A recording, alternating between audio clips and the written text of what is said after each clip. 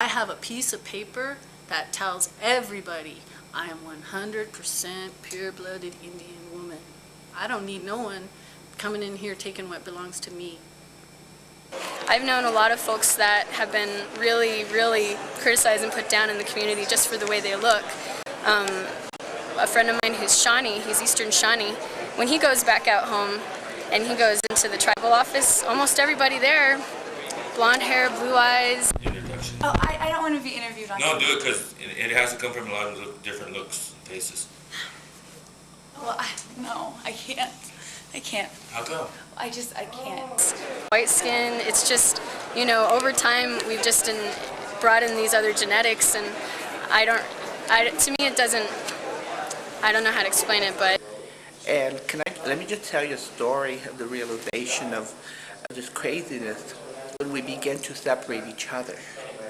When we began to say, well, you're only part Indian, or you're this Indian, or well, you have this other blood running through your blood veins, etc., etc.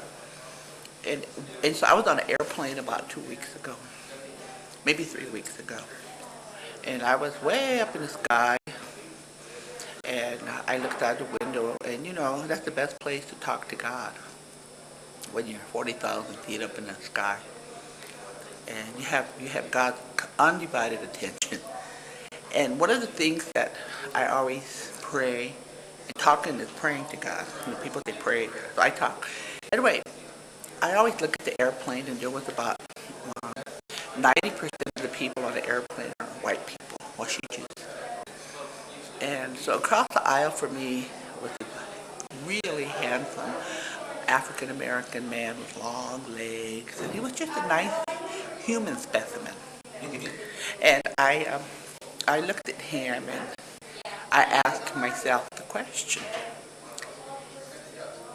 what if I ever in my lifetime fell in love with an African-American man? And would I, if I was younger, I'm 61 now, but when I was younger and I had eggs, would I have had an opportunity to procreate with this man to create a human being? And that human being would be Lakota, African American, and all the other blood that runs through my system. Well, in talking to God, I asked the question. I said, Creator God, I said, why did you make us all different colors? And Creator God said, you know, he said, you're thinking about that black man across from me. I said, yeah. He said, you know, he said, this airplane is full of, there's a lot of white women on this airplane of childbearing age. And this black man's sperm can penetrate the egg of any one of these women on this plane, regardless of what color they are, and a human being will be created. So at the molecular level, the sperm and the egg have no color. They're transparent. And what the realization came to me that if the Creator did not want us to procreate, he would have, or she would have put some kind of chemical in my egg as an Indian woman that prevented fertilization to take place from the egg of a black man. I mean the sperm of a black man. He would have put some kind of chemical in the egg of a white woman to prevent the sperm of any color man except the white man to penetrate that egg and create a human being.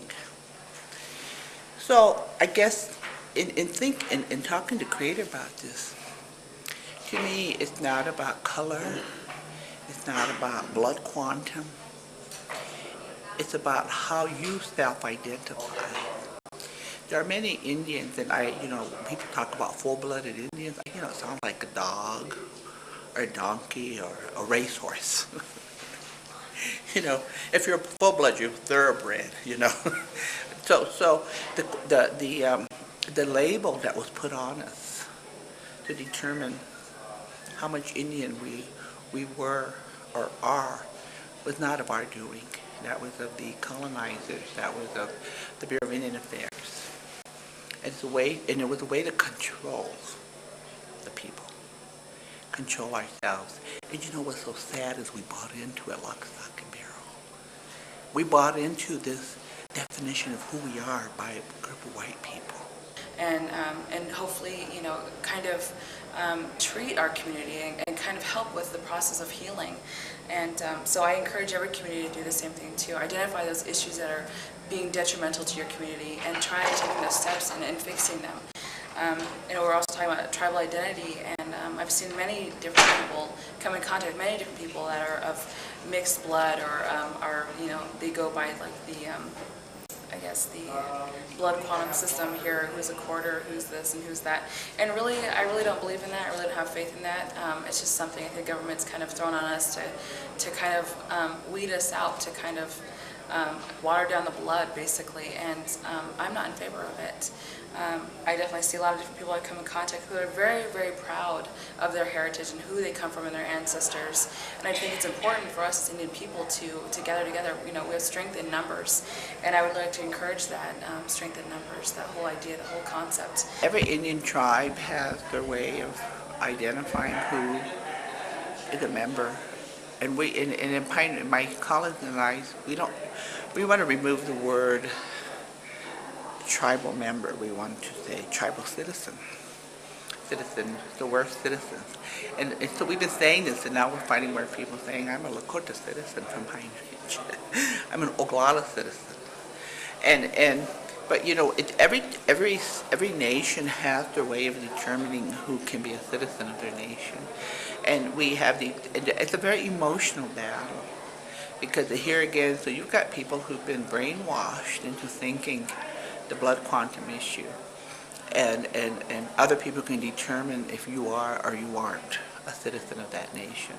And that to me is part of that long history of being colonized and of having other people define for us how to be, who to be, where to be, and why to be.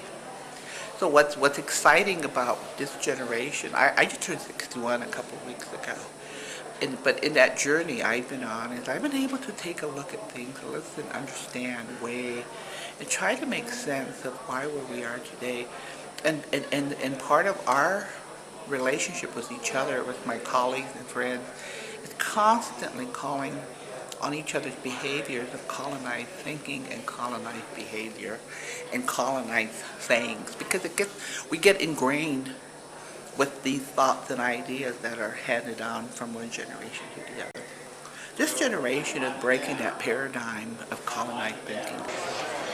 Do you think there needs to be a seat at the table, like a representation, at least one seat in tribal councils for those kids growing up in the communities that aren't enrolled?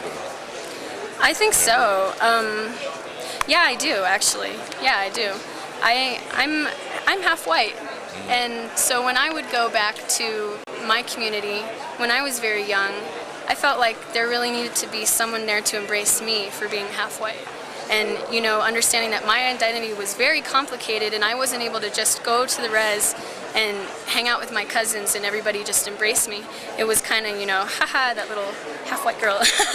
And look at her, oh, she talks funny, she's from the city and all this kind of stuff. But over time, over a lot of time, it's changing, finally. They're more apt to, you know, I come visit and then they go, wow, you're doing all this, you do that, you do this, and they really go, wow, you really are one of us, you know? It's not just this thing that they assumed something just because of where I came from and part of who I was, but over time, I think that they've done that with a lot of the kids out there who are not full, you know, really embracing them and saying, oh, you still are our people, we just didn't understand for a long time, but it took a good 20 years. Well, what do you think about if people that are inside in the tribal councils, what would you think about them having a seat at large for members of their community that are not necessarily of that much Nez Perce blood, but they still remember the community? Maybe they might be enrolled in Standing Rock, but they're living in the community, and because they're living in the community, maybe they can have a voice with just one seat. I think that's a pretty fine line. Like I mentioned earlier about the different types of recognition, that's been the will of some of our people to recognize other plateau tribes, other Columbia River tribal blood. I think that it would be a benefit. Maybe, it would be a start to have that seat and maybe not be a voting member, but still be able to sit at the table. We have so many of our tribal members that are a mix of so many Indian blood that they're not able to be enrolled in any one tribe, and that's devastating because they're not incorporated as an enrolled tribal member in any tribe, but they're just as much Indian as anybody else, as myself or as even my grandfathers. Being Indian isn't maybe even necessarily being affiliated with a tribe per se. It's who you are as a person. I know, growing up, I'm part of the Bishop Paiute tribe, and my family is Miwok and Washoe Indian from Nevada, and I also have some Irish blood and Spanish blood. But I think a lot of it just depends on the person who you are, your integrity, your character. And as Indian people, I think we are pretty thankful and grateful people, and for the most part, are pretty honest people. And I think those are the things that we hold to that are more valuable than maybe being a tribal member. We have to know who we are.